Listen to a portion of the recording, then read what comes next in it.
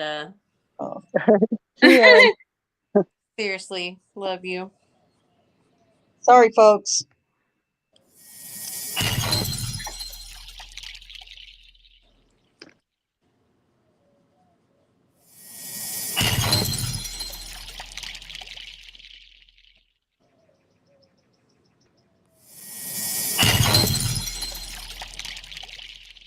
An Oklahoma County judge suspended and expected to resign after three female attorneys are coming forward with allegations of sexual misconduct. You may remember the name Judge Timothy Henderson.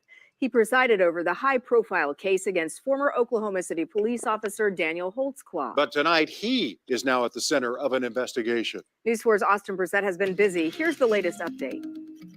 Judge Tim Henderson is going to go from practicing as a district court judge one day and resigning the next day, which none of the community saw coming. This is obviously something that does not happen every day, nor does it happen every decade. Oklahoma County District Court Judge Timothy Henderson in the hot seat. The Oklahoma County District Attorney now investigating as three different co-workers come forward, accusing the judge of sexual assault and misconduct. You start to wonder about what happened. You start to feel a lot of emotions for the women that came forward. All of us enjoyed practicing in front of Tim Henderson, and so right now we're just trying to figure out what to do next. News 4 obtaining this administrative order issued by presiding District Court Judge Ray Elliott on Friday, suspending Henderson effective immediately for the next 45 days. So this leaves kind of a void of what to do, who takes over his cases, where do they go? So he has an entire docket that will need to be shifted around.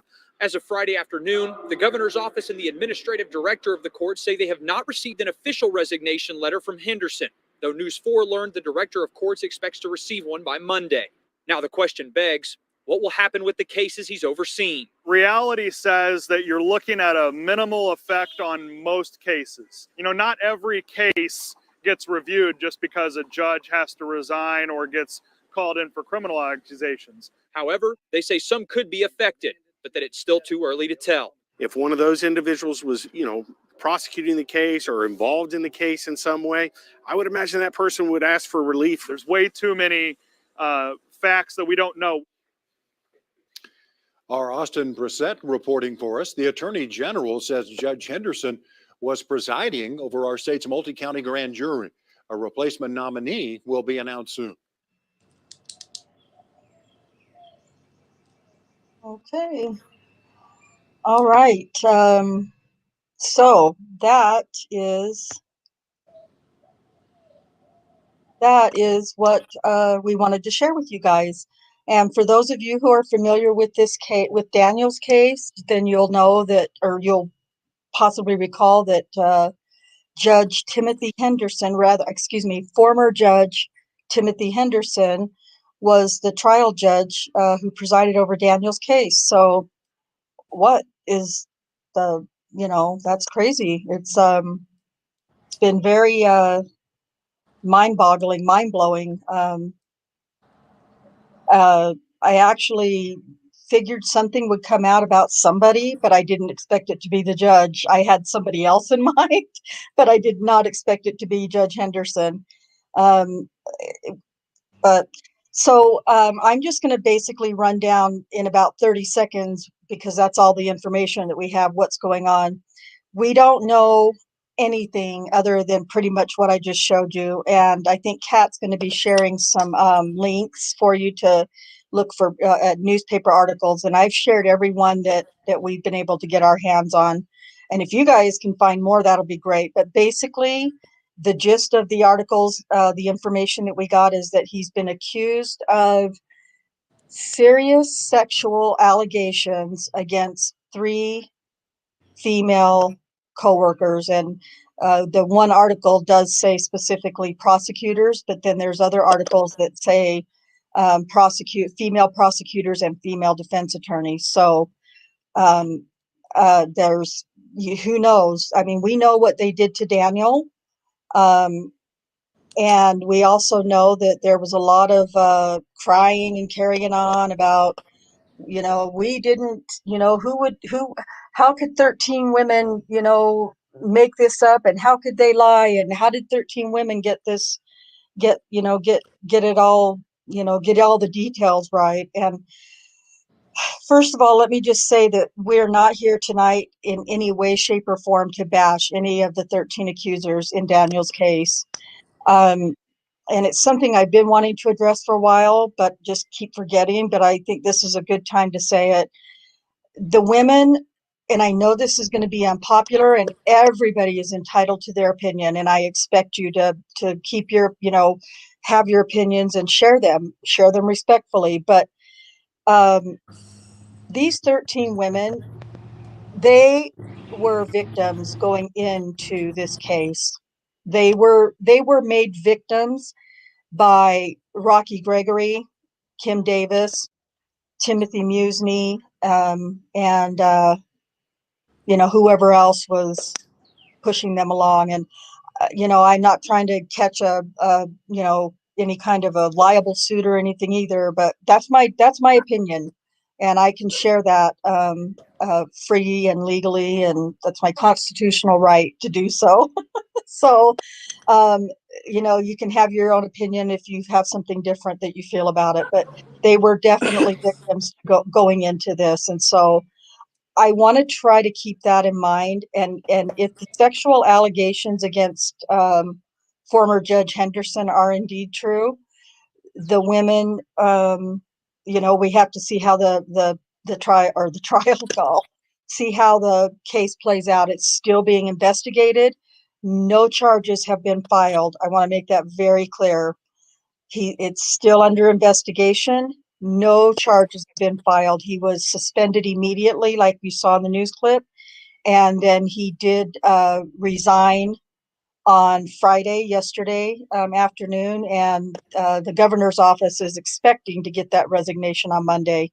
As of the close of business on Friday, we hadn't heard that he had received that resignation. But so very clear, we're not bashing on the accusers tonight. I mean, you guys can have your opinion. You can say what you want to in chat, but I am not personally, I'm working on not saying ugly, mean, hateful things against the accusers, regardless of where they're at now, what's going on, or what they started out with.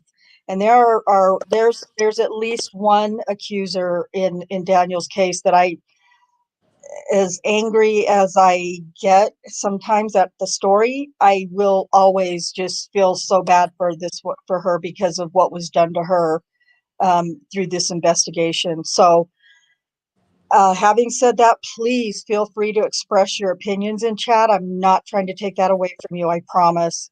But I am just going to work on not being a part of bashing the ladies, the accusers in Daniel's case. And depending on how this investigation plays out, I don't think, I'm not trying to bash on those ladies either. So Timothy Henderson, yes, we all enjoy the presumption of innocence, or we should have, lots of men we know should have enjoyed that, and they haven't. And so I'm really struggling with giving that to Henderson, but we'll see what the investigation plays out, and then we'll go from there. So that's what I have. Kay, did you, let's see here. Let's see.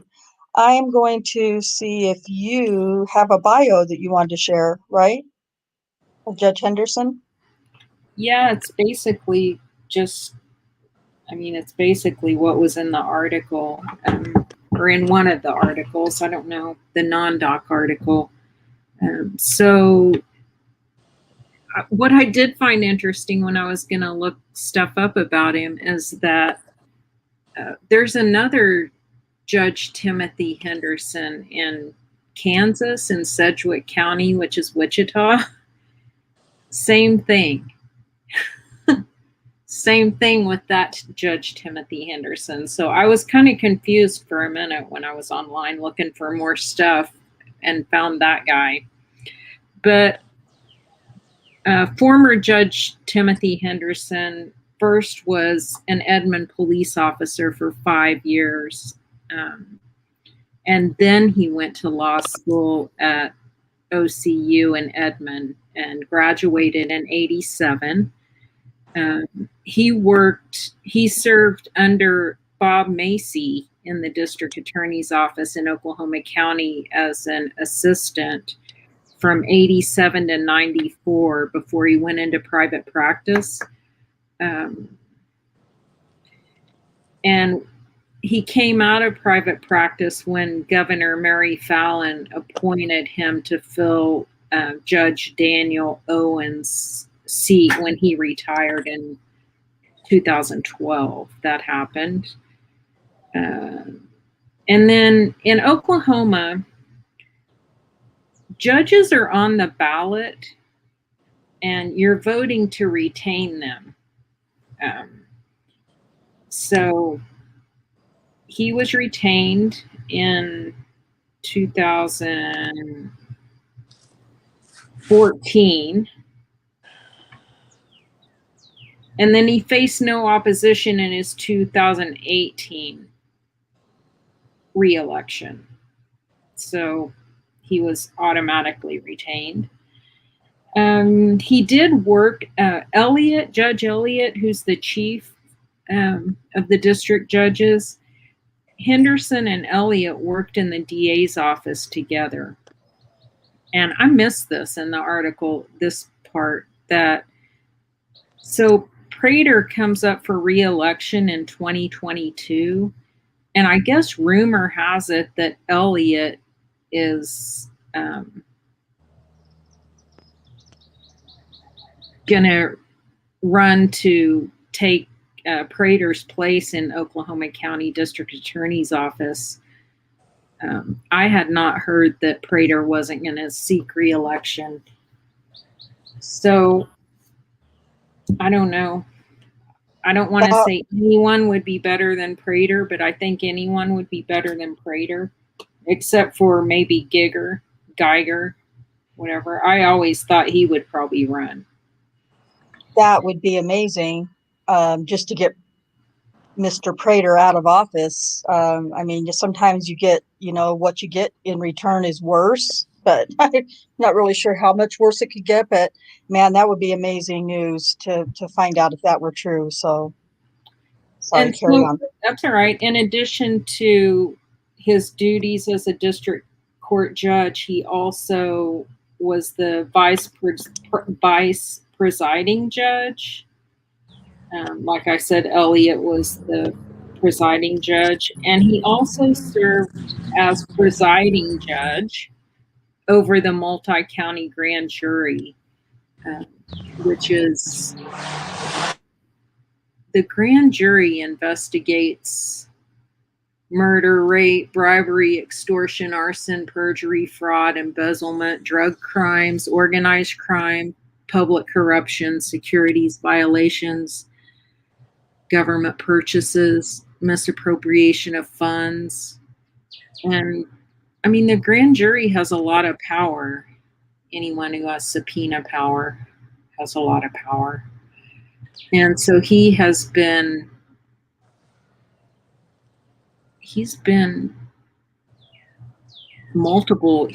multiple times as the grand jury,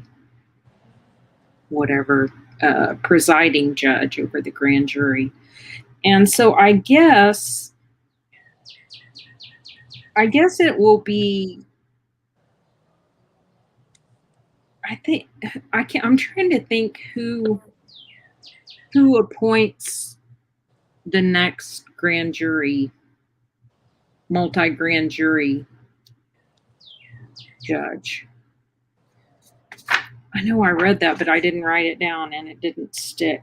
I'm not 100% certain. I thought it was the governor, but I could be wrong. Because we haven't had time to really put together as much as we'd like. We're just giving you guys the basics, but I believe. I think. Sherry, do you know? I mean, I know the governor's gonna appoint the judge. I think I read that the governor will appoint the judge who takes Henderson's place, but I don't know if it's still Elliott that would fill that seat on the multi-county grand jury. That doesn't I'm, seem right. I'm not sure, but what I understood was that it's the district judges take turns being head of the multi-county or grand jury, but I'm not sure about that. I thought I read that too, Cherie. I think they alternate on a monthly basis. Oh, okay. So I guess he would alternate. Whoever the governor appoints would just get right in the Mix, yeah. yeah. And March is almost up anyways, and Henderson was the chief for March, so whoever was next was going to take over anyway, so I'm sure it'll just be that person. I think it's Elliot. Then yeah, it would be him then. If he's due for April to sit in the chief chair, then yeah. And then also the Council on Judicial Complaints is also investigating Henderson as well. I didn't know that. That's all I got. Oh, I will comment on what you said about the accusers. You know, being victims. I say that about all of them except for Liggins, Lyles, and Hill, because obviously we know Liggins is not telling the truth. Lyles, she used Daniel's situation to help herself out because she hadn't been to she skipped her parole, what's it called? Parole meeting or whatever. For check-in. Yeah, she had skipped a month of that. And so she used Daniel to say that, you know, she was raped and so she was traumatized. And so that's why. And then Hill, of course, you know, Hill is the hospital bed. The hospital, she ate a glass vial of PCP and alleged that Daniel assaulted her in the hospital while she was high on PCP. And, you know, she didn't report that right away either. She waited until she saw it on TV. So I don't count those three people as, they didn't need any coercion. Right. They were super greedy for their own reasons. And all the other women, we have no idea how much coercion went on or if they just came along pretty easily. We know Mary Morris didn't come along easily. So, that's right. And also, I'm not struggling at all with giving former Judge Henderson any kind of innocent until proven guilty. He can just be guilty. Thank you for saying that because I feel the same way. I didn't want to be that brash and that bold. The exact same way. But definitely. Yeah, I feel the exact same way. And I put it in our chat last night in Discord. We have a kind of a private chat thing that we do just so we can say mean, hateful things like I just said.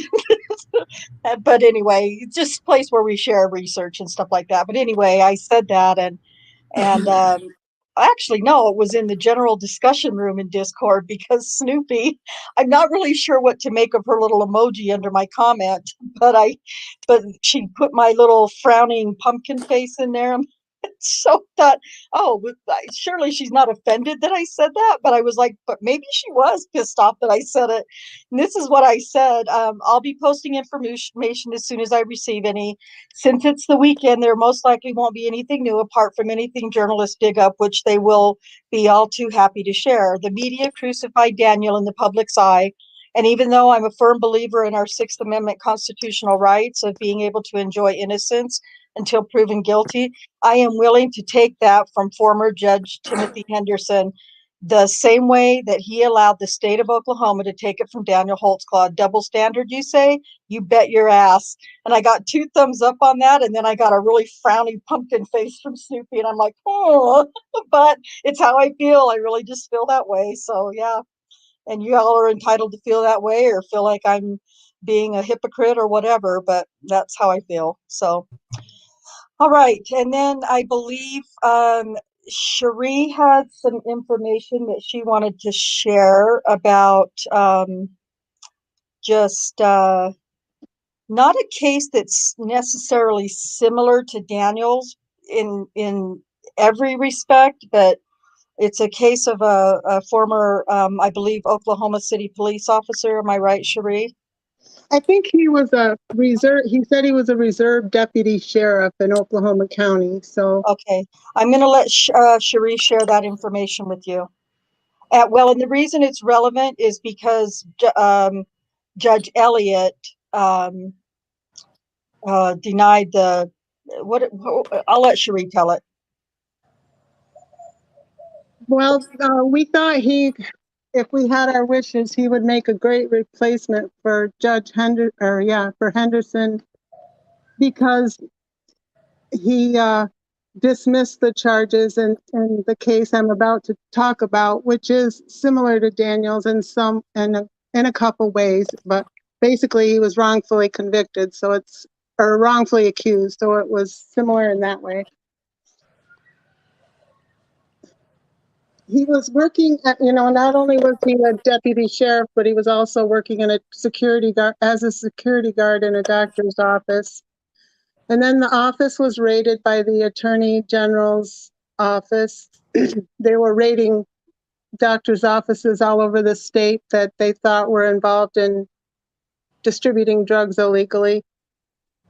And when it first started,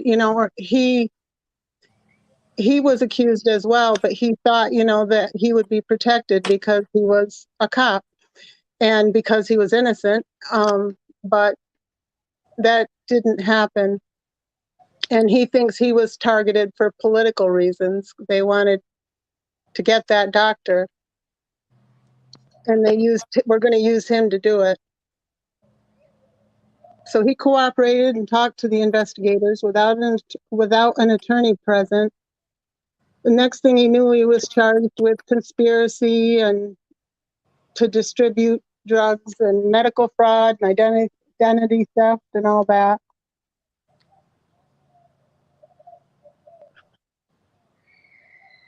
In order to convict on conspiracy in Oklahoma, there must be evidence of discussion of price, quality, quantity, goals, and meetings. None of that they didn't have any of that evidence on him. They were just charging him because he was there. And another thing Oklahoma case law says is that you can't, if a doctor gives even an illegal prescription to a nurse who knows nothing about it to give to the patient, and she gives it to the patient, the doctor's the one that's liable, not the nurse. She would only be liable if she was involved in it, from the start. But even more so with this guy, Mike Oxley, because he was just a security guard. So he didn't even, get involved in that kind of stuff. Okay, the state wanted him to testify against the doctor, but he refused because what they wanted him to testify to was not true. They threatened him with 800 years in prison, and then if he testified, they said they would give him like 6 months county jail time, and then when he still refused, they said 10 years probation with a 5-year deferred sentence. And then when he refused again, they went back to the 800 years.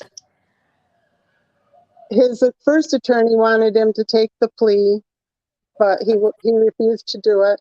Then Uncuff the Innocent came in to help him with the case, and they convinced him to fire the lawyer, and he hired Jim Hankins, the same lawyer that Daniel has now. In July 2020, Judge Elliott sustained Oxley's demurrer on all counts due to insufficient evidence. So the charges were dismissed, and the state's now appealing it as of October 2020.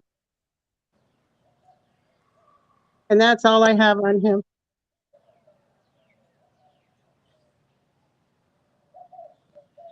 That's Okay, that's I really have to unmute. interesting. Sorry.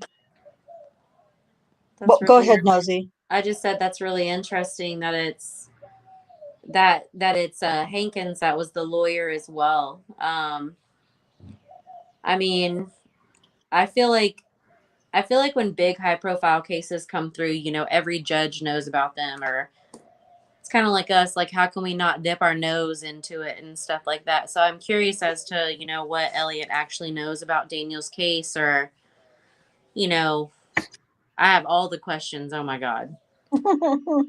Well, and before we go any further, I don't know. I know Nosy, she doesn't really have anything else to do, so I don't know what her excuse is, but she,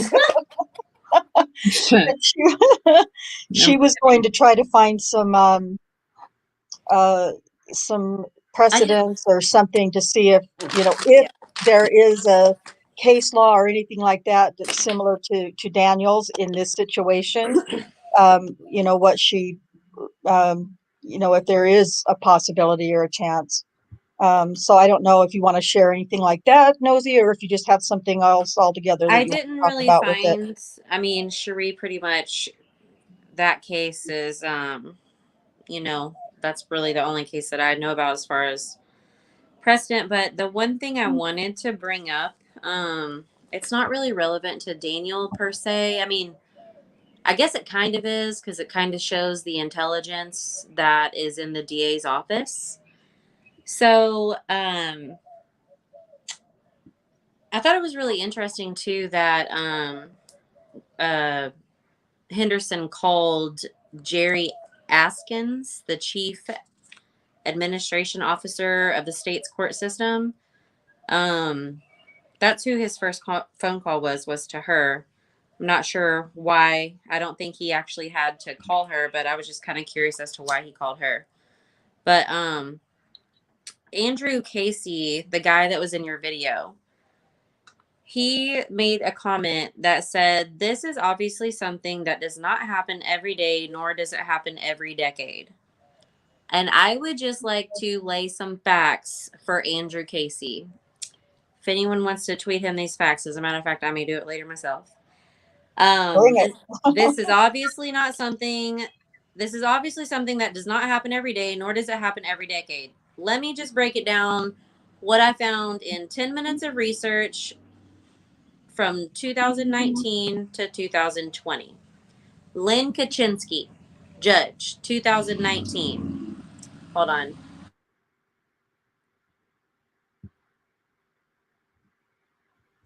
If Nosy Sorry, found it, you guys know it's good, so I'm don't anybody outside, go so all anywhere. the motorcycles.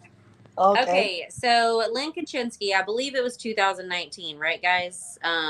It might have been 2020, but I think it was 2019, maybe 2020. Federal Judge Carlos Murguia, I don't know how to pronounce it, 2020 in Kansas. Cook County Judge Mauricio Ario, I can't pronounce that either, 2020. Supreme Court Justice, everyone remembers this, Brett Kavanaugh, 2018. The deceased Judge Stephen Reinhart, 2020. Judge Dawn Gentry, a female, 2019, out of Kentucky, coerced colleagues to submit support, made advances towards an attorney, and had sex in the courtroom. Judge Jeffrey Johnson, 2nd District Court of Appeals out of California, 2020. And y'all already mentioned the other Timothy Henderson. Jeff Parlow, 2020, touching underage kids and buying them alcohol. Andrew Napolitano, Bergen County, 2020. Prosecutor Tim Braun, 2019. Judge Bruce Morrow, 2020. All for sexual assault. It's just not something that happens every decade, Nosy. Not something that happens every day nor every decade. No, it just happens every single month in every single state, damn near. And that list literally took me 10 minutes. So, and out of those, however many I read off, one was a female. And also another little fact, in 2018, 1/3 of the men on the Supreme Court bench face allegations of misconduct. I did not find this link either, but in 2010, talking about Judge Stephen Reinhardt, I believe. There's an essay called Judge Stories by Heather K. Gherkin. And apparently she's a former officer of the court and basically tells stories as if it's like the most normal thing on the planet. But I'm curious to see who's going to FOIA those security footage to Henderson's office. Mm-hmm. They Yeah, did it. I think there's a lot of FOIAs to be had, or don't you think, in this situation? I think so. There's a lot of interesting things about this situation, especially with David Prater and Mike Hunter being the ones to investigate it. And then Kevin Stitt has to appoint someone new while they're in a battle over Julius Jones. And honestly, I do think that this is, I mean, I don't think it's going to negatively affect Daniel, like, because of his case. It's going to affect him because now Governor Stitt and Prater and Hunter, they're already in this war. And it's like, if Stitt doesn't appoint someone that they approve of, who knows how long this could play out, you know? I have a lot of questions. I have a lot of questions. And Prater made some interesting statements that reminded me of Kim Davis and Rocky. He stated, quote, he expects more women will be coming forward with allegations. Yeah. I was just going to share that article. The non-doc article is probably my favorite by far. I was excited when I found that one. Yes, definitely share if you can. Yeah, let me screen share that, and we can just kind of, if anybody's okay with it, we can maybe pick out the highlights. I think I first saw the non-doc article when Kay shared it with us. So let me share that. Hey, Becca. Yeah, there's Hi, lots of Chaz, people. Alice. Hey, guys. Thank you, Nosy, for saying hi to everybody.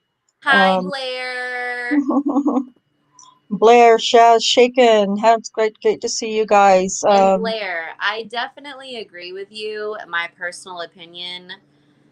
However, the situation, and I'm not saying this like any, like, yay, it's happening to Julius for nothing like that. But what I mean is, you know how when one little snowflake rolls down a hill and it turns into a snowball effect? I believe what we're watching is that snowball effect, and it is completely out of David Prater's hands.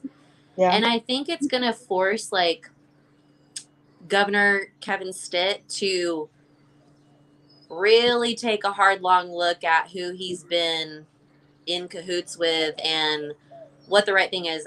I may be being naive. I don't know. You are super naive. I'm just saying, I think the situation with Julius Jones, if Kevin Stitt appoints someone that could benefit Daniel on the bench, Prater is going to do exactly what he did in Julius's case to Daniel.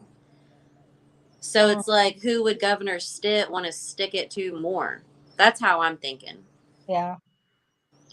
Yeah, that's I a mean, pleasant thought. It's super wishful thinking, but it's just like, at the end of the day, everyone usually picks the lesser of two evils. And it's like, is Daniel Holtzclaw getting a fair trial really more of a problem than I'm sorry, I didn't mean to say that. Than David Prater? You're fine. Causing, like, serious issues as the governor? Like, that's how my mentality is. Yeah. I think strictly for the financial aspect of the whole thing, I think that is the reason that Stitt hasn't taken a look at all these wrongful conviction cases as he said he would. Well, because he just is worried about being a top 10 state, and that all means that, you know, we're good with tourism and all the money things. It's all the money things, and having these wrongfully convicted people get out and then sue the state of Oklahoma. Well, he's not going to set that up. And I believe that that is exactly where the roadblock is. I agree with that too, but for me, my mind's like, okay, well, why wouldn't I examine these extremely high profile cases, like Daniel and Julius? Because at the time, Daniel's coming up on what, 6 years? Yeah. So they're going to owe him a lot less money for 6 years versus 16 years. So that's another way I would look at it. I mean, I totally get what you're saying, though. And I did know Oklahoma City rides pretty well because the Thunder arena was paid for in cash. They didn't take out any loans to build that. They are debt free on that arena, which is unheard of. Yeah.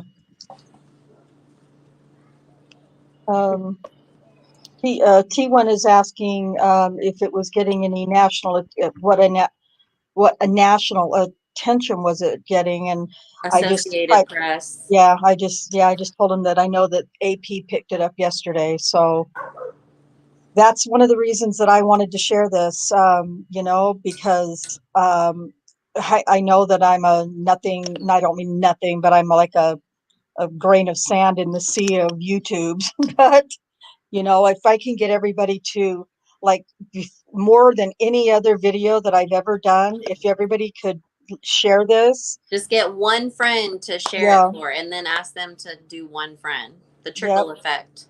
Exactly. And if you have a Twitter and you're comfortable doing it, please share it on. We just need to get. That's how it's going to pick up national attention more so than it has now. Monday could be a whole new thing, and we could see serious headlines Monday. I hope we do. So it's but that doesn't mean that we can stop trying.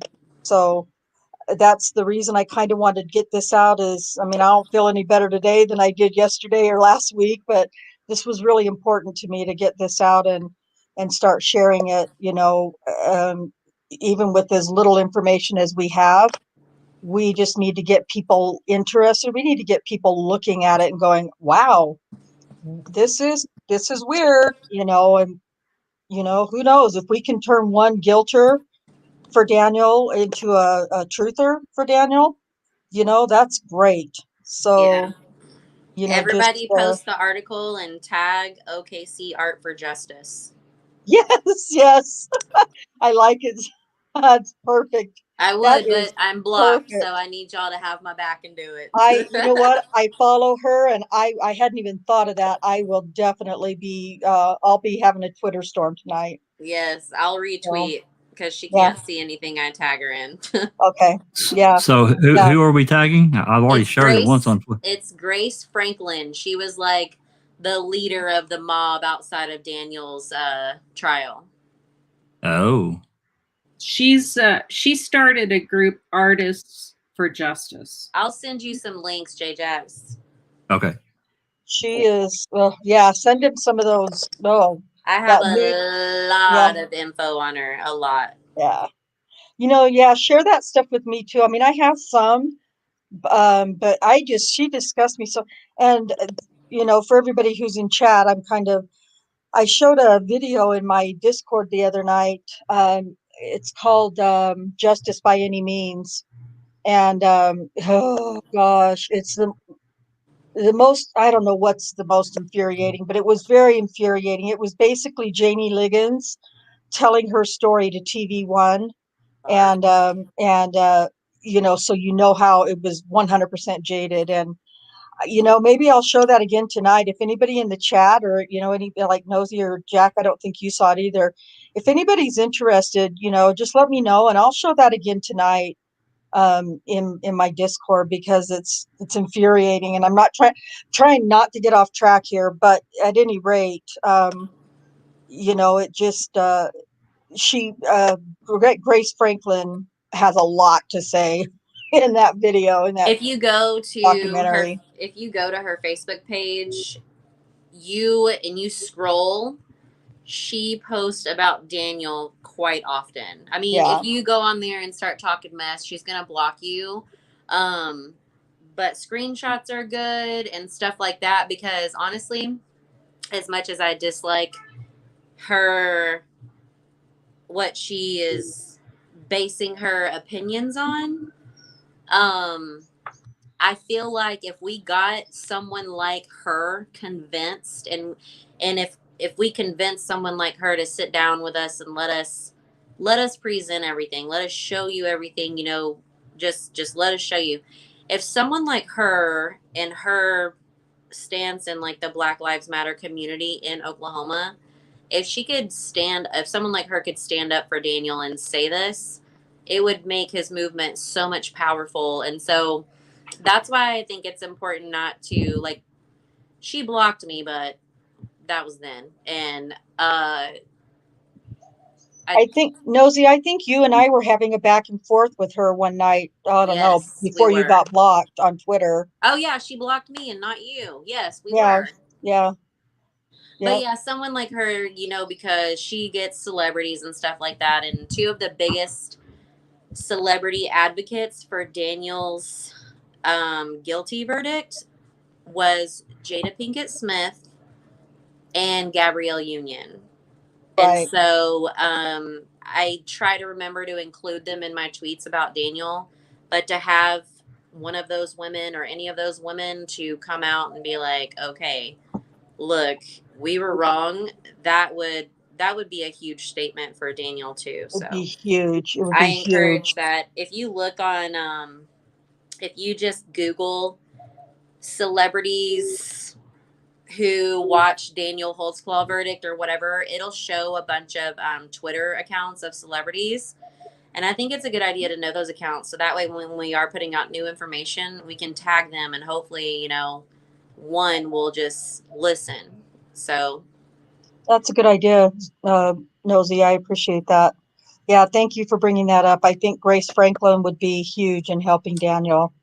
And if we can get her to pay attention to what's going on with Henderson, I am just, I just need it all to just wrap up and be done tomorrow, Monday, because I can't, it's like not in a bad way, but the anxiety that it's causing oh yeah, to see this play out is just really, really overwhelming for me right now. And so, I well, will for just all of us, have I'm not saying just I me, have but all the good vibes for all of us. I feel very positive for Daniel in this situation. I just feel like with recent events lately, things are blessings in disguise. It's super scary at first, but they're blessings in disguise. And so maybe this is the blessing he needed. And I'm going to choose to keep those vibes with me because he needs some good news. Well, I mean, it's definitely a good thing because, we know how former Judge Timothy Henderson, I love to say that. I know I do too. I'm going to have to remember to do that. It sounds wonderful. I know because we're not, sorry, okay, really quick. We're not saying retired judge. We're saying former judge. And eventually we'll be able to say disgraced former Yep. disgraced judge, because I can't wait for those days. I really can't. Sorry, go on. I was just going to say, we know how he's going to rule on everything regarding Daniel that would have come across his desk. And so we don't have that anymore. At least now. He has a new shot at fame. He has a new shot. I wish that would have happened sooner, but whatever, I'll take it. Yeah. Yeah, me too. There are just a few judges that I'm going to really have a fit if I see their name assigned to his case. Right. Providing he gets Are you able to say those names? Because I'm not going to say that. Okay, well, I'll look at a list. I'm not going to say it. I'll be happy to present it in a show. Okay. Just to present. Well, yeah, don't say their names. So we don't speak it into existence. There you go. And we just won't speak their names into existence. If it's okay, I just want to kind of read a couple of things in this non-doc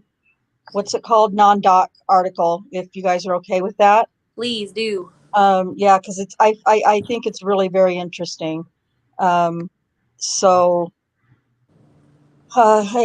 you guys will have to help me with where the parts are, but so David Prater is, like we said, DA Prater is just like, he is just like, boy, he is pounding his chest because he's going to investigate this to the fullest. And, it doesn't matter who it is. Like I think Kay said in the beginning, it doesn't matter if it's a cop or a judge or a, meter maid. Yeah. His exact quote was, "That's why I do what I do. It doesn't matter if you're a judge or a police officer." So he's already comparing Daniel's dang case to frickin' the judge in Daniel's dang case. Yes. Yep, he is. Like, shut your face. Ugh, I'm going to go off if I talk about him.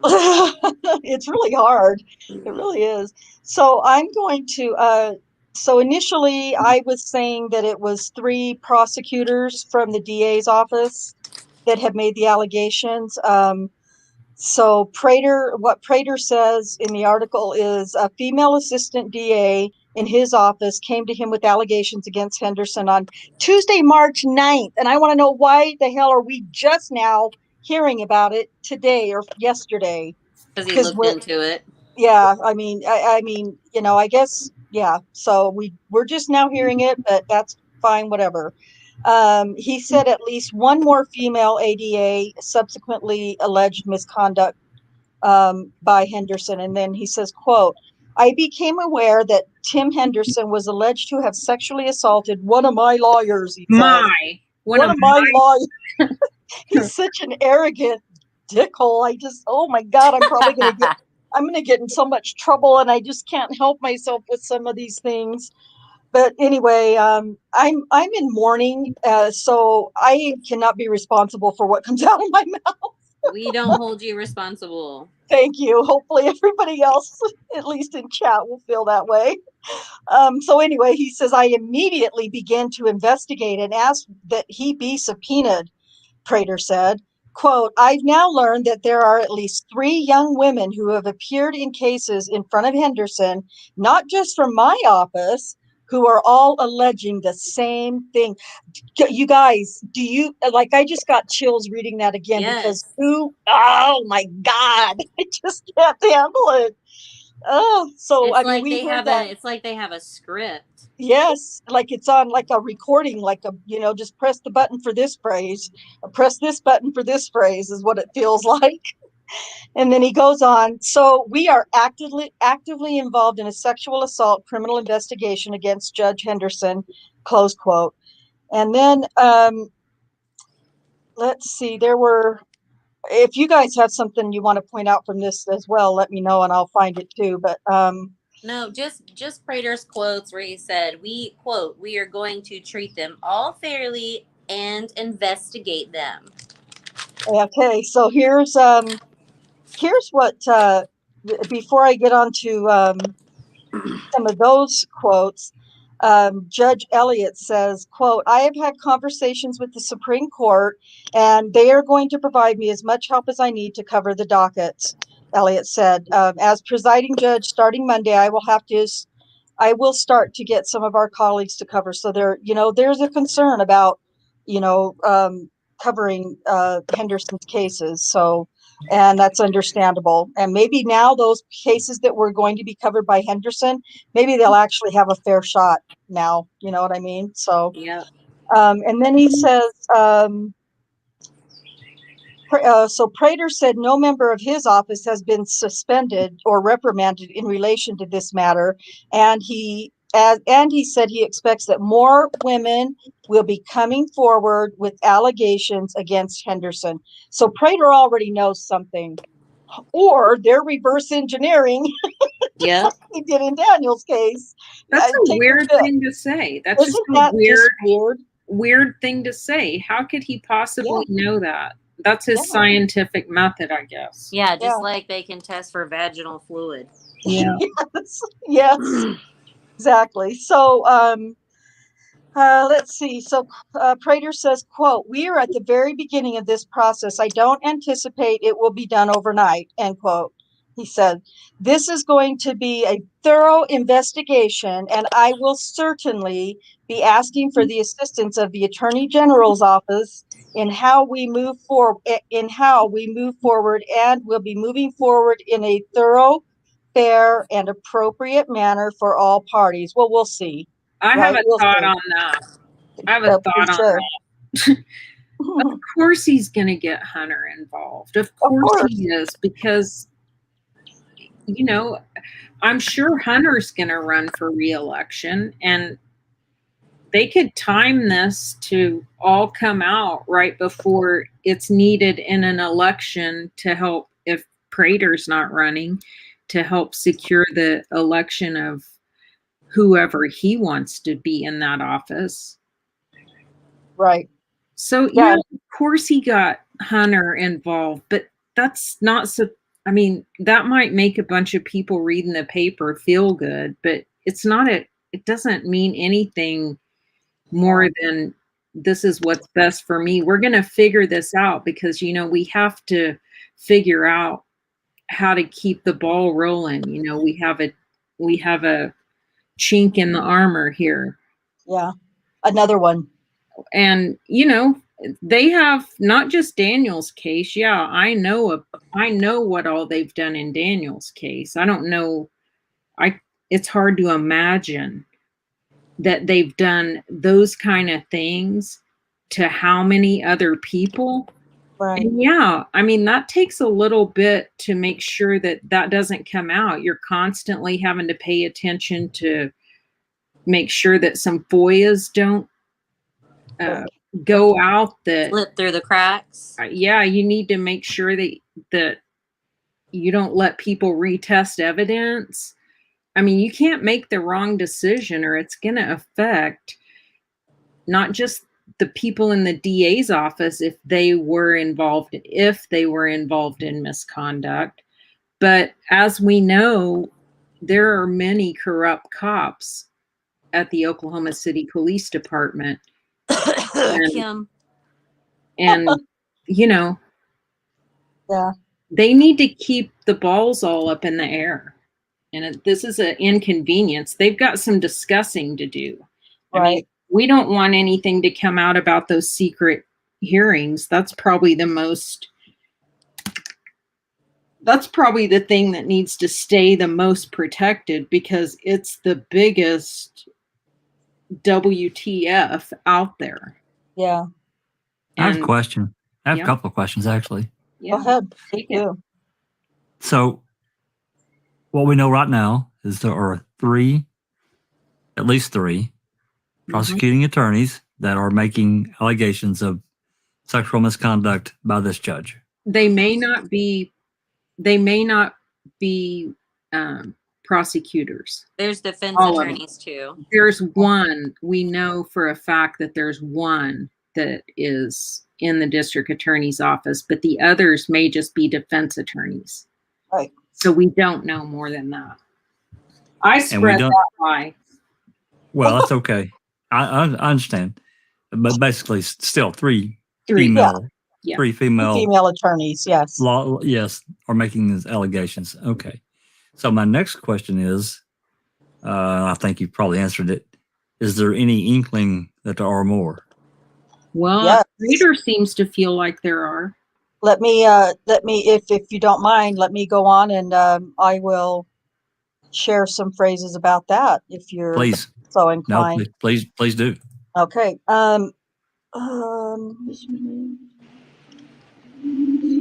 Let's see. And this was you guys that have read the non-doc, you know that this one is by Iverson, right? Is that who makes this comment about the no. Well, maybe I'm looking at the wrong article. Well, at any rate, I don't want to say it wrong. That's why I'm trying to find it, the quote in the article. Elliot says, Do you guys remember reading about what Chief Iverson had said, or No, I didn't read that. okay, not Iverson. Oh gosh, Ivan Bach or Box or something like Oh, that. Irvin Box. Irvin Box. Irvin Box said he's for people who don't know, he's a well-respected defense attorney. He said that this is the worst kept secret, and it's been going on for 2 or 3 years anyway. Yeah, wasn't that in this non-doc article? I thought it was. How Yeah. the hell does he know that? Because he's in the courthouse all the time, and that's the rumor, I guess. Yeah. I guess So, if yeah. you see, I mean, I'm speculating here, but I guess if you see, I mean, you know how guys act around each other if they're flirty or handsy or whatever. They're not hiding how they're.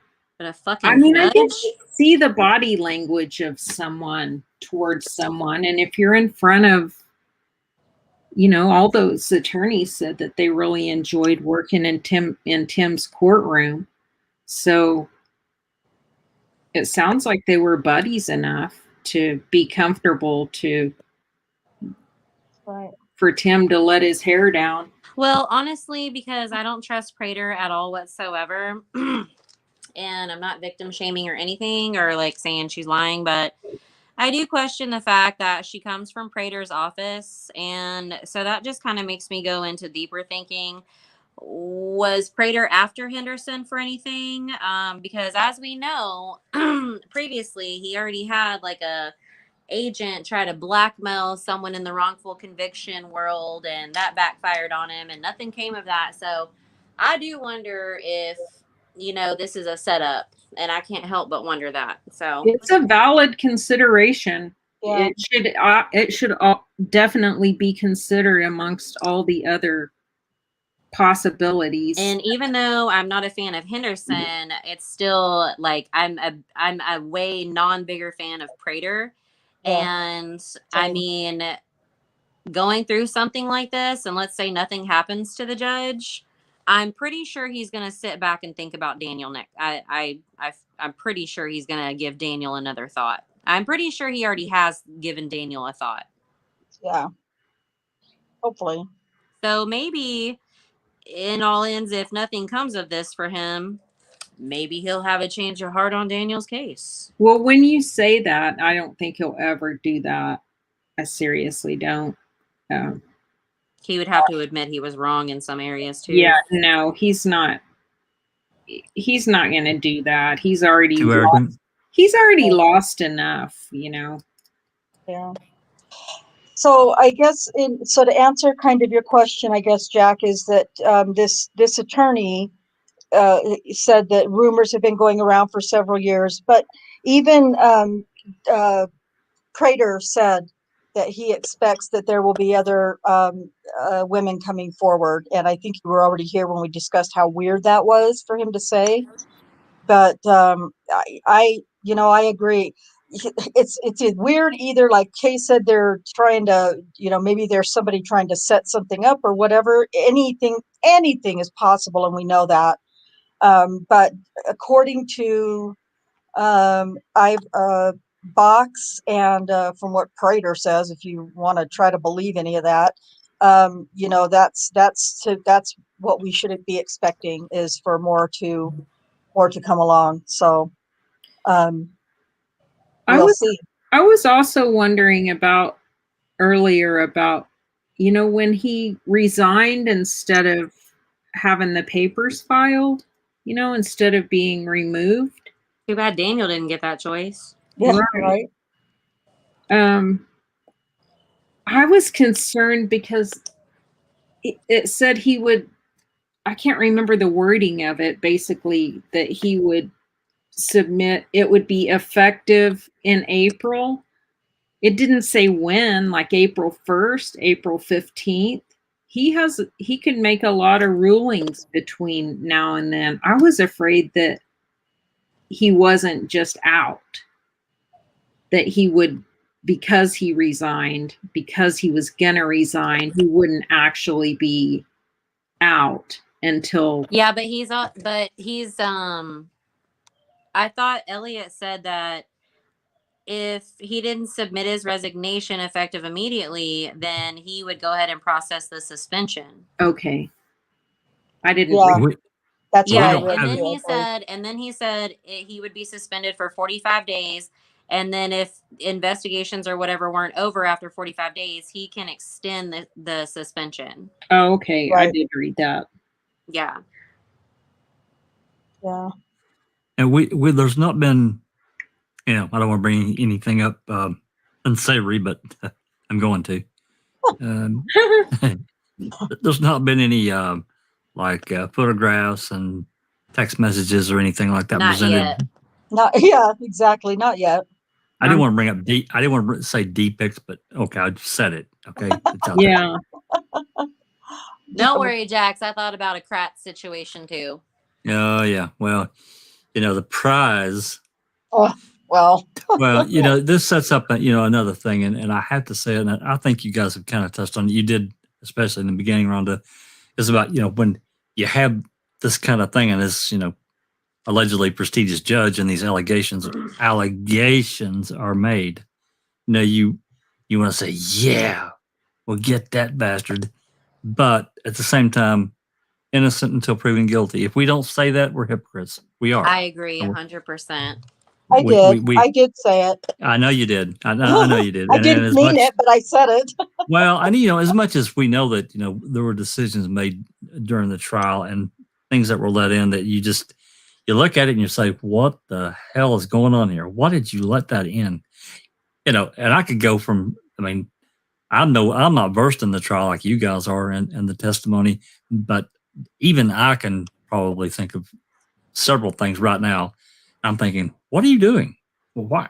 The only one I can think of that matters is that he let Geiger present vaginal fluid when it's doesn't even exist in his state, but yet he didn't know that. Right. That's a whopper. And it was extremely damning in my opinion. But well, anyway. He didn't know it or he didn't care. Let's or both. Or both. This isn't. It's not he's not a fresh, bright green turnip that just fell off the wagon. He's been around. He knows.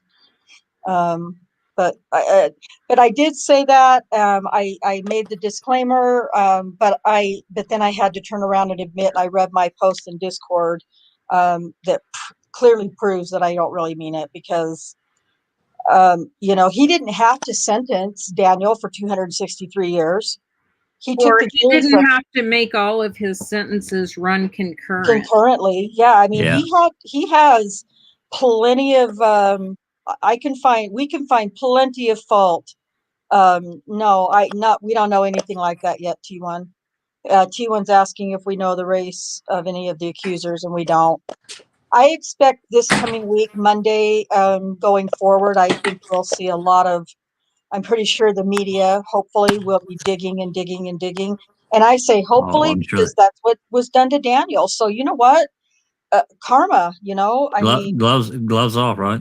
Hey, that's what I'm talking about when not giving him innocent until proven guilty. I hope he can get that in a courtroom because I hope everyone could get that in a courtroom. I agree. I'm just saying he's not going to get from me. Right. I'm going to feed the media everything that I think. Exactly. Well, it's because, we know the other side of a lot of the things that he did that I don't think he should have done. And maybe he don't think he should have done, but for political reasons or whatever other reasons, he did it anyway. Yeah, why he did it. I think he's just part of the chain. I think they have, from Daniel's case, it was clear that in Daniel's case, he was part of a chain and it all worked. They had the players all in place and everybody did their part and it all worked out and they accomplished what got accomplished. Yeah. Well, the answer to the question, why? Yeah. And let's not forget that sorry, I don't mean to keep cutting you off, but let's not forget that he also denied Daniel's appeal. So, um, was it the appeal? Yes. Well, he denies everything that ever comes before him. So it doesn't even matter what it is. He denies having 6 experts correct the record. He denies having 2 civil rights experts inform the record. He denies everything. So, yeah, that's why I say he's part of the team. Right. It worked out. I just hope we get a judge who's not on any team except for the team of the Constitution. That would be cool. Justice. Yeah. If we can finally find a judge who upholds the Constitution and truly seeks justice, then that's a win, I know they're out there. I hope. I believe they are. I know they are. I have to believe they are. Otherwise, what are we doing any of this for? I would think they would be less and less, because I can't imagine signing up to work in that world as corrupt as it is, that you would come in and try to fight that, because you could lose your life doing that, is how serious it is in some cases. That's right. You might end up dead on a country road. Yeah. Missing MIA and then found DOA, right? Yeah, I would have said that was all drama several years ago, but now it's just sickening. This is something that T1 said is something that I had also considered. T1 says, I agree that he's potentially going to lose a lot if these accusations are true. However, he may begin to roll over on others to save what he has left. And that would be cool, but I hope he does. Yeah, dare to dream.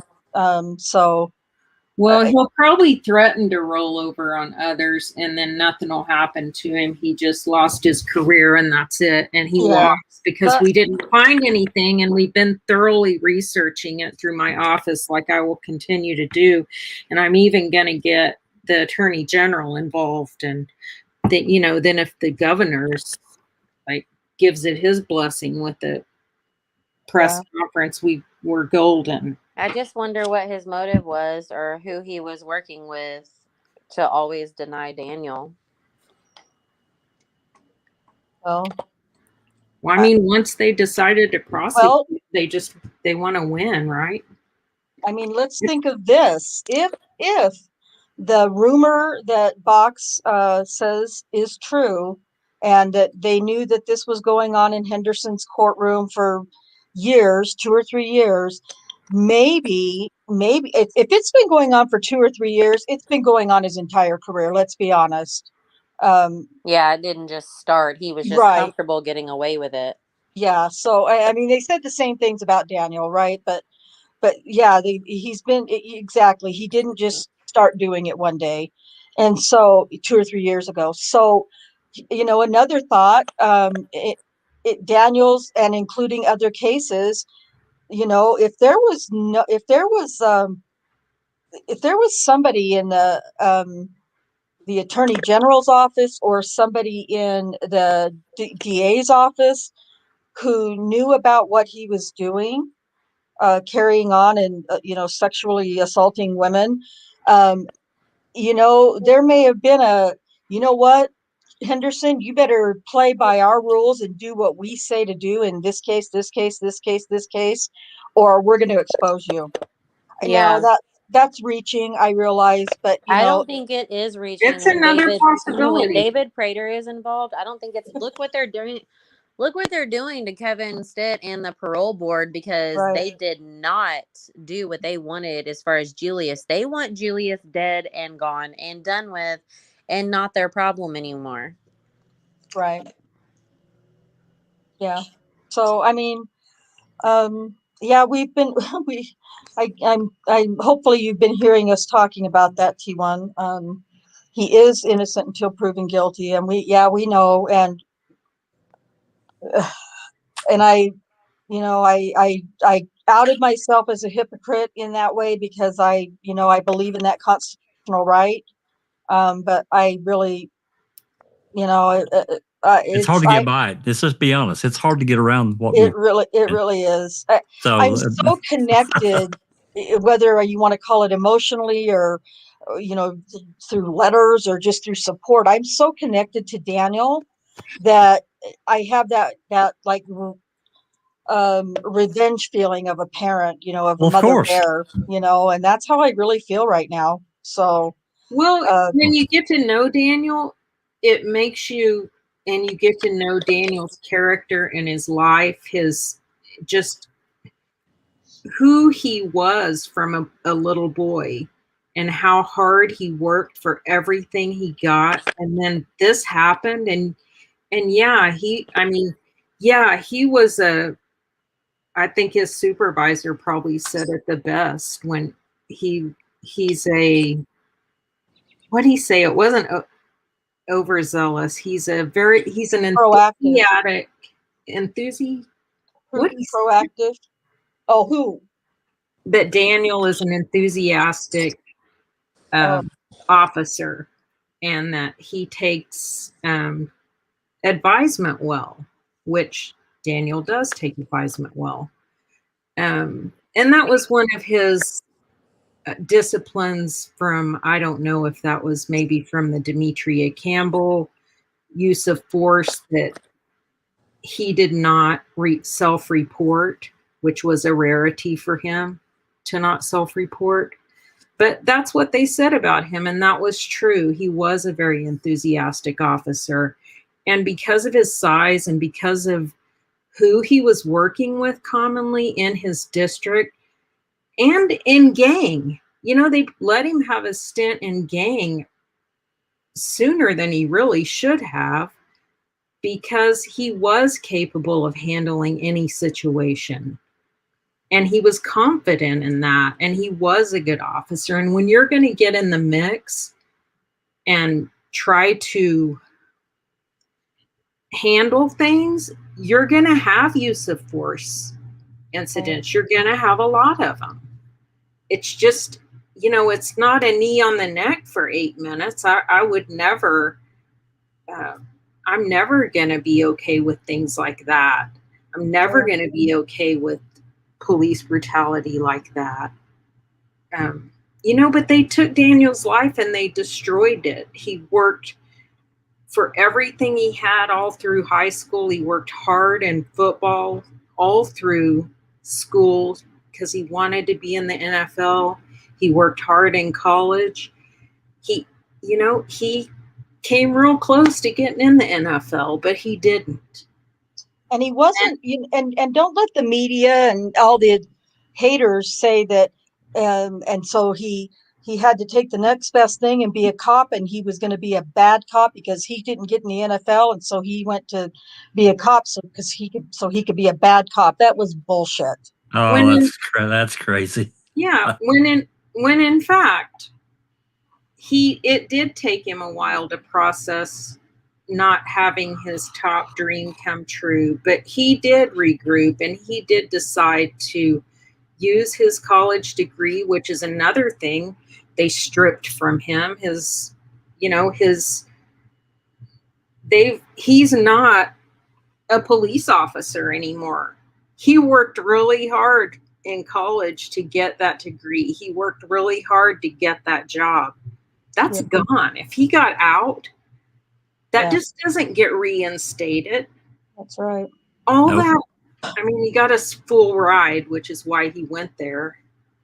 If he had gone to OU, let me tell you some things about Daniel's character. He could have gone to OU, but he didn't have a full ride.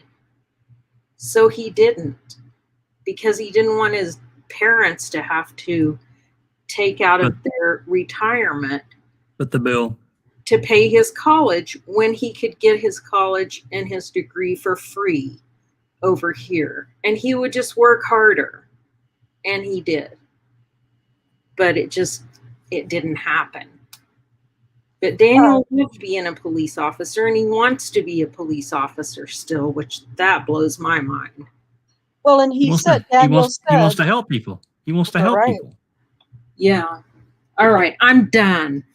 we like hearing the direct facts though that It you know about Daniel, but makes me mad. yeah. Jay says that maybe you were describing too, one of the descriptors for Daniel was that he was conscientious in his job, and I definitely believe that that's definitely the case. T1 says, go ahead. You know, we were talking about a few minutes ago. I don't know if the Kay mentioned it or someone, but I think about this judge here and talking about this only has just happened in the last few years. Well, I'm going to call bullshit on that the same way I would call all the shenanigans that Kratz did. I'm a guy, and you could probably ask, T1 or any guy that's listening. You just don't just wake up and say, oh, I think I'm going to go blah, blah, blah to blah, blah, blah. No, that's a pattern of behavior. That is because, exactly. You're not talking about, a judge that went down to, maybe somewhere that's less known or where he's not known. He doesn't know who he's approaching. He's going to go try to work something out with some young lady. That's a completely different thing. This in this capacity, just like in Ken Kratz, it's an authority thing. He's a judge, right? Right. Yeah. Yeah. So, anyway, Shaz, I did say. I'm sorry, Jack. I'll give you the mic back. No. You can have it. I was just going to say that's all I had to say. I did say that, Shaz, but what I meant was they stripped his career away from him because they took the certificate. I mean, he still has credit for all those classes, but I guess it's the same thing. That's correct. I mean, they can't take away your college degree. That's, But they did take his civil service license or whatever. Yep, they did. They did. They destroyed his family too. I mean, they've all been in this. Well, because Kay was saying how, he went to, rather than go to OU and put his parents into debt, or using from their retirement, he went to Michigan. Was it Michigan? Yeah. Because he got the full ride. Well, you know what? It's really sucks because ultimately they ended up spending their retirement to fight for his defense and his freedom. And that fucking sucks. That is so wrong on every level. But, I mean, here's the blessing that, Nosy, and I agree with Nosy. I'm trying to hold on to the positiveness of, that could be in this, but, maybe that was some weird karmic blessing in disguise that, because who knows, if they hadn't had that retirement, had they spent it, for college for him, which I'm sure they would have done, they wouldn't have had it to help defend him with, and I know that sucks, but thank God for that at least. I don't know. And then, well, in fact, I'm kind of surprised it took you so long, T1. But he says, hey, don't pull me on your bad habits, Jax. I'm an angel. Right. I was fine until I read the part that says I'm an angel. Then I kind of was like, well, I don't know about that. Okay, T, I'll be good. Yeah, for now he's not going to be good necessarily. And then I got to go back because Shaken says that's why I hate the phrase, if you work hard at something, nothing can stop you, because I mean, most of the time that's probably true, but unfortunately, that was a big aspiration to be playing the NFL. So yeah, most of the time that's true. But Daniel did live by that principle, and it didn't work out. Didn't work out for him. Yep. But he wasn't bitter.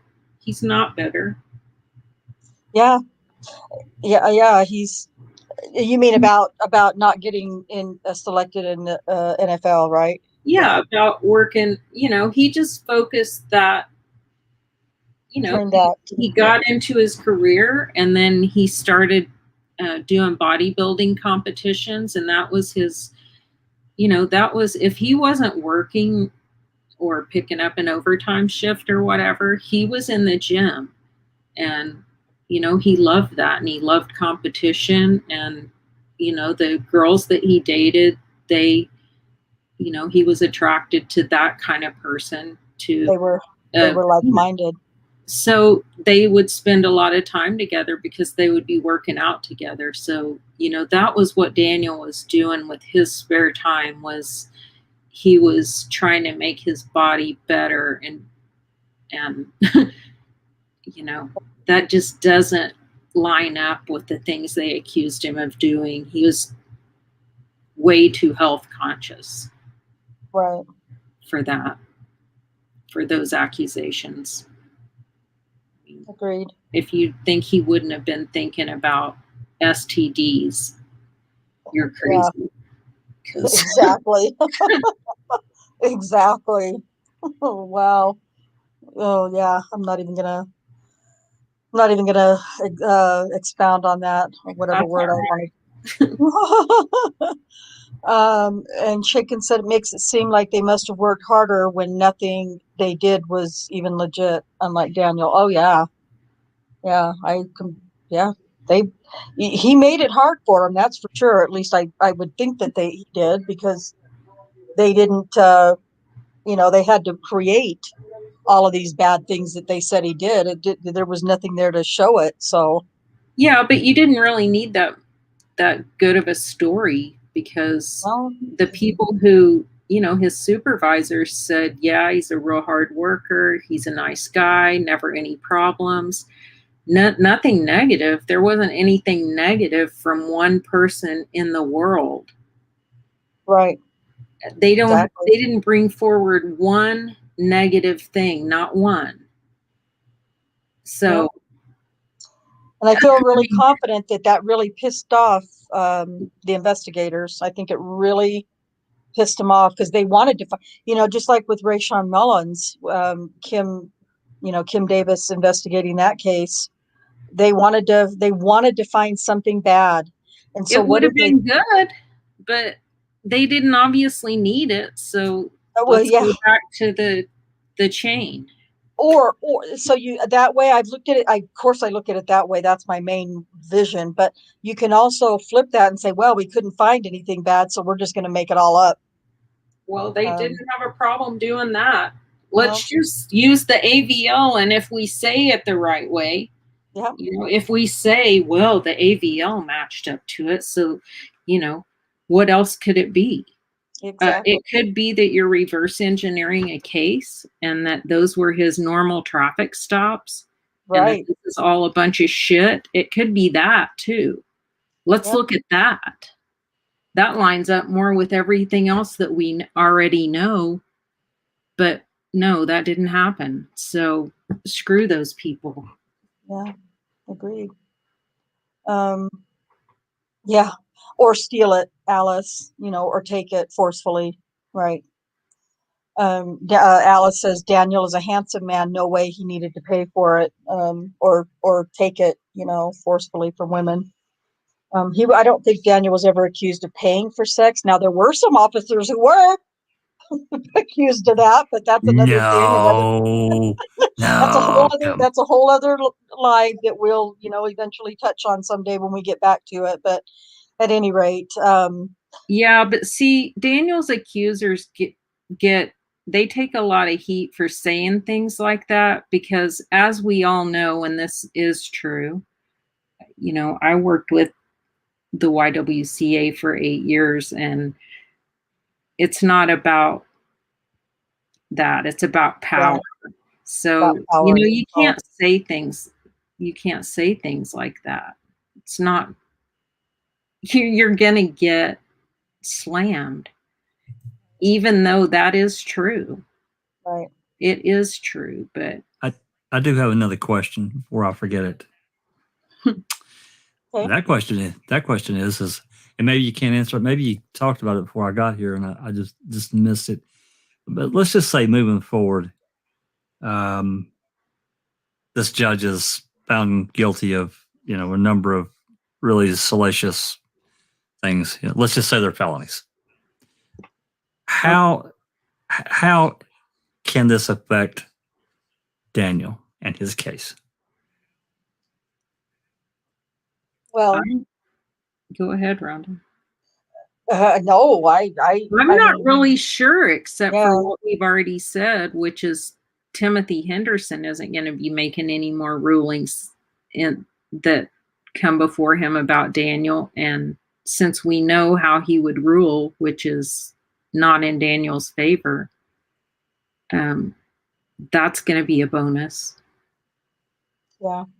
And, it's just one part of the chain crumbling. If what I believe is true, you can't take a part of the chain out like that if you had a bunch of dirty players working together, because now you're compromised. Oh, not a case like this. The complication of this case is it's mind-bending anyway. And now you remove the judge out of this process. I mean, to me, it's such a huge deal.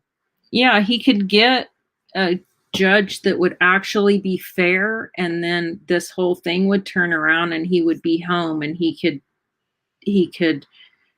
never going to be able to get his life back, because no matter where he goes, people are going to know who he is. And just like in politics, if you hate someone, this world is a nasty place, and people treat people horribly. Well, it's gonna even if everything came out and Daniel's handed a certificate of innocence and everything was exonerated. Mm-hmm. There's always that trail, that cloud that's Mm-hmm. been created by the state that's going to follow him no matter what he does. And he can't get the years are gone. They're fucked. He's gone. But if he could just get out, and he does not want his parents to get older while he's in there. Sure. That's his main thing. And that's the same thing that, Stephen's, his concern as well.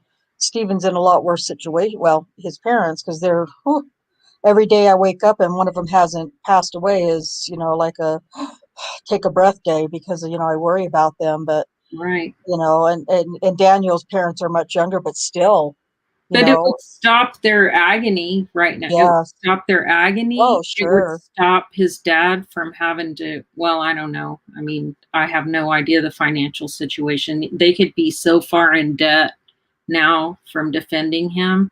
Right. Because this shit, we all know how expensive this is. Oh, it's crazy. That's the other cruelty that gets put upon people. Yeah. From the corruption of it all is just how devastating it is financially too. But maybe it's not that, and I mean maybe it would just stop the bleeding. I know that Daniel would take care of him with his money that he'll get, but sure. Oh yeah. So that would be good. It's the emotional toll and the life and the time lost. That's the loss. T1, we were kind of talking about it. T1's question: if it's found that this judge performed some of the acts during or prior to Daniel's trial, could it overturn anything in the judge's rulings? Go ahead, Kay. No, I think you're going to say the same thing. Well, I don't know, because I want to think that it could overturn something. Because isn't there an ethical boundary here that? Yeah, we don't know what it is yet. So yeah, we don't. Yeah, exactly. What it could do, because we don't even know what it is. So, I mean, hopefully, I guess would be the answer. hopefully is all we have right now, T1, because we don't know that much about it, about the accusations we don't know anything about it, honestly. only that it's been alleged and it's out Yep. there. Rather than retiring so that he could collect his pension and everything, Henderson just resigned. Well, I think we decided he could still get his pension, though, didn't we? I didn't. I Canny? think Cherie looked it up, and No, I'm not sure, but we should look into both of those things, whether that he would get that, and whether like look at other cases where the judges have been convicted of similar things. Did it affect their past Their cases pension. other than with the right. accusers? Yeah, we got to look for some case law and precedents and all kinds of stuff that we can be looking for. You know, so yeah, those are definitely questions. And if we're lucky, the media will do some of that for us. Oh, you can bet somebody's going to deep dive off into this. Hopefully. Michelle might. Well, they sure drug their feet putting it on the news. Yeah, they did. Did they? Oh, yeah. I mean, Channel 9 covered it first, and then it was a few broadcasts later before the other ones picked it up. Oh my God, that's weird. It's not that weird. This is Oklahoma. Well, yeah, they're on their side. Okay. They're on It's their weird. side. It's weird from my end of it. yeah. Yeah. Yeah. So we don't really know for sure. But yeah, so he says ethical boundary, that was the term that he was searching for. Thanks, Jax. See, Jack is okay sometimes, right? T1, you got to admit. And Nosy, I'm trying to be nice. Nosy says that would be a needle in the haystack, T1. Yep. And so JD says, is it resigned pending inquiry? No, he's resigned indefinitely. Like, he was either going to be what was it they were going to do? If he didn't resign, they were going to, what was it? Remove him. Right. I knew it wasn't fired, wasn't the word. I knew it was a different word. So I'm thinking about the same situation here with Kratz, and I know he's a DA and this guy's a judge, but Kratz resigned too, but he still got his pension. I think there are contractual obligations for the state. And again, I'm no expert. I do remember reading some about that, though. I think that judge might still be able to get his pension because after you pass a certain amount of years, and I say that short of, now I don't know. I'm not going to say anything else because I'm going to say something wrong. And well, it's all right to speculate. Well, I'm not 100% positive, but if he did something like really criminal, they might be able to remove his. Oh, I see. Yeah.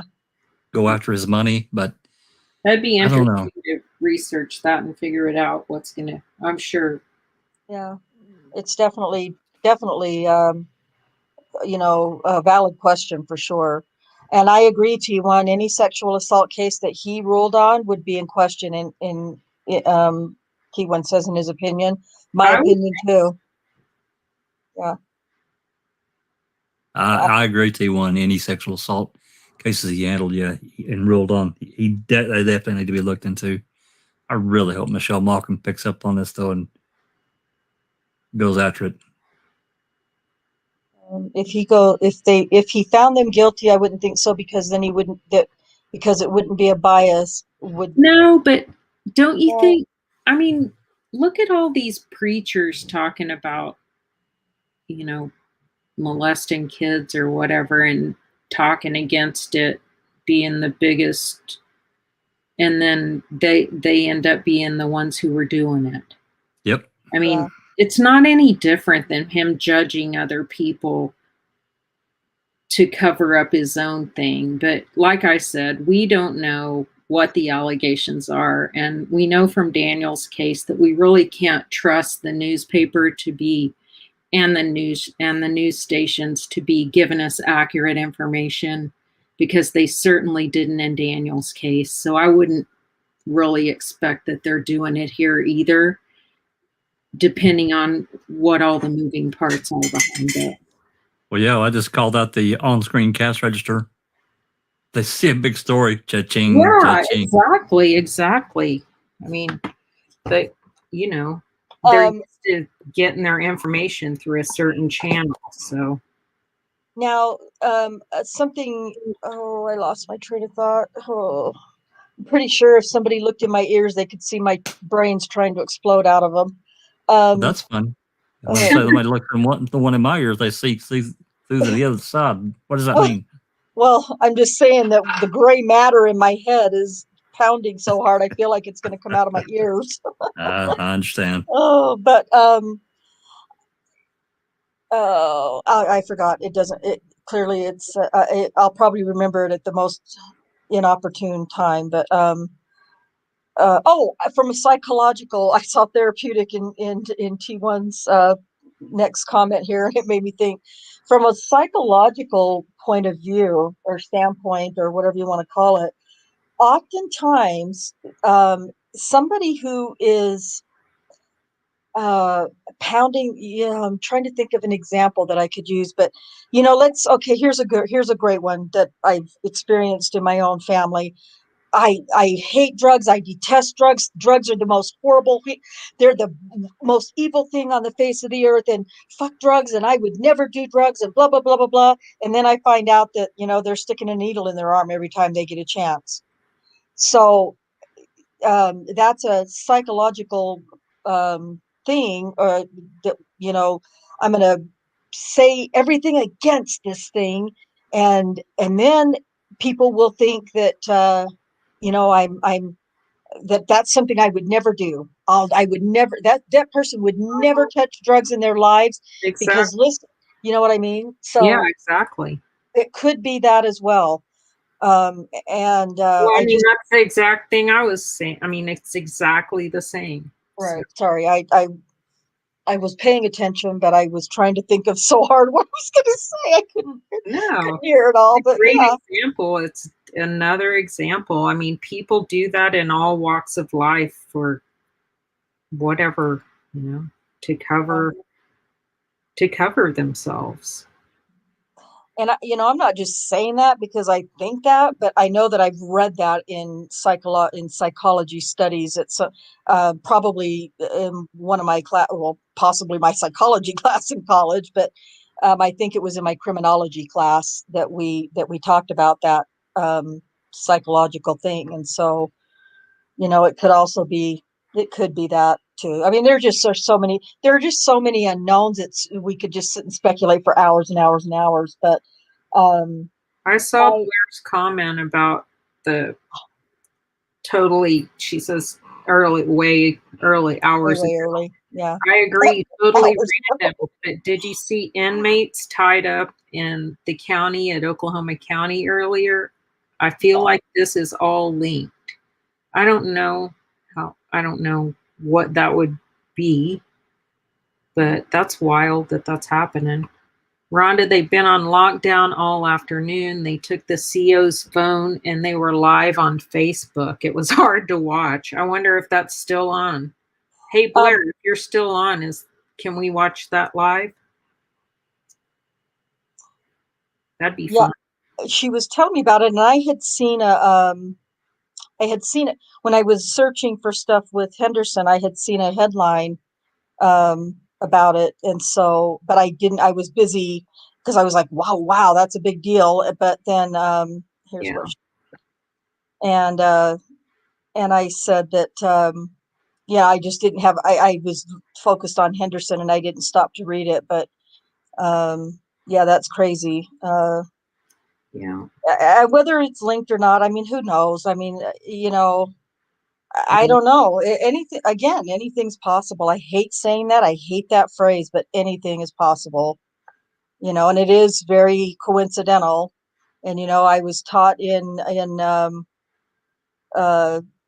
my criminology class again that, or not criminology, but, gosh, I can't remember it was one of my law enforcement classes. I don't remember which one, but I had plenty of law enforcement officers teaching some of my classes or coming in and doing guest, speaking. And there's not one officer or sheriff or anybody that worked in law enforcement that said that they believed in coincidence.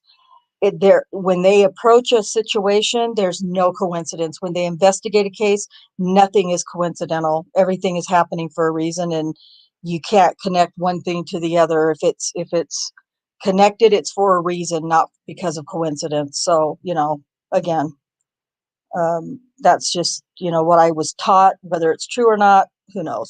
But that's how law enforcement generally feel. So, no, You I could think go we there, know all the T1. religious evangelists. I wish you would go there, T1.